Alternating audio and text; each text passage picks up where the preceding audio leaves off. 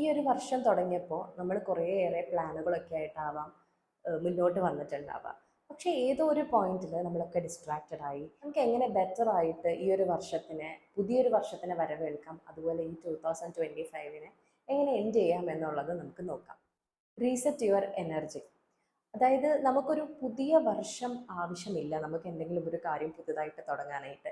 ഇന്ന് ഈ നിമിഷം മുതൽ തന്നെ നമുക്ക് പല കാര്യങ്ങളും ചെയ്യാനായിട്ട് തുടങ്ങാം. നമ്മളുടെ മൈൻഡ് സെറ്റാണ് ആക്ച്വലി ഇമ്പോർട്ടൻ്റ് ആയിട്ടുള്ളത്.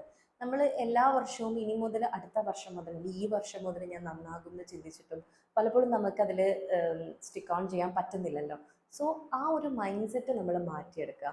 നാളെ മുതൽ എന്ന് ചിന്തിക്കുന്ന പല കാര്യങ്ങളും നമുക്ക് ചെയ്തു തീർക്കാൻ പറ്റാറില്ല, അല്ലെങ്കിൽ അതിലേക്ക് എത്താൻ പറ്റാറില്ല. സോ അത് ഇന്ന് ഇപ്പോൾ മുതൽ എന്ന് തന്നെ ചിന്തിക്കുക. ഒരുപാട് കാര്യങ്ങൾ ചെയ്യുക അല്ലെങ്കിൽ ഏറ്റവും പെർഫെക്റ്റ് ആയിട്ട് ചെയ്യുക, ഈ രീതിയിൽ ചിന്തിക്കേണ്ട ആവശ്യമില്ല. നമുക്ക് ചെയ്യാൻ പറ്റുന്ന എന്തെങ്കിലും ഒരു ചെറിയ സ്റ്റെപ്പ്. ഫോർ എക്സാമ്പിൾ, ഇപ്പോൾ നിങ്ങൾക്കൊരു എക്സസൈസ് ചെയ്യണം എന്ന് നിങ്ങൾ ആഗ്രഹിക്കുന്നുണ്ട്. സോ അത് ഒരു 1 അവർ പോയി ജിമ്മിൽ പോയി വർക്കൗട്ട് ചെയ്യണം എന്നുള്ളത് അതാണ് ഏറ്റവും പെർഫെക്റ്റ് രീതി, അതിൽ നിന്നേ ഞാൻ സ്റ്റാർട്ട് ചെയ്യൂ എന്ന് കരുതിയിരിക്കേണ്ട ആവശ്യമില്ല. Do it now. എന്തെങ്കിലും ഒരു 5 മിനിറ്റ് ആണെങ്കിലും നിങ്ങൾക്ക് ചെയ്യാൻ പറ്റുന്നത് അത് നിങ്ങൾ ചെയ്യുക. അല്ലാതെ ഒരു പെർഫെക്റ്റ് ആയിട്ട് ചെയ്യാം, പെർഫെക്റ്റ് ആയിട്ട് ജിമ്മിൽ പോകണം, ജിം വെയർ വേണം, എനിക്ക് ജിം ബാഗ് വേണം, ജിം ഷൂസ് വേണം, എന്നാൽ മാത്രമേ ഞാനത് സ്റ്റാർട്ട് ചെയ്യുമെന്ന് കരുതിയാൽ പലപ്പോഴും നമ്മൾ അവിടെ തന്നെ സ്റ്റക്കായിട്ടിരിക്കും. സോ നിങ്ങളുടെ മൈൻഡ് സെറ്റാണ് അവിടെ മാറേണ്ടത്. നമ്മളെ കൊണ്ട് പറ്റുന്ന രീതിയിൽ നമ്മളത് ചെയ്യാനായിട്ട് സ്റ്റാർട്ട് ചെയ്യുക എന്നുള്ളതാണ് ഏറ്റവും ഇമ്പോർട്ടൻ്റ് ആയിട്ടുള്ളത്.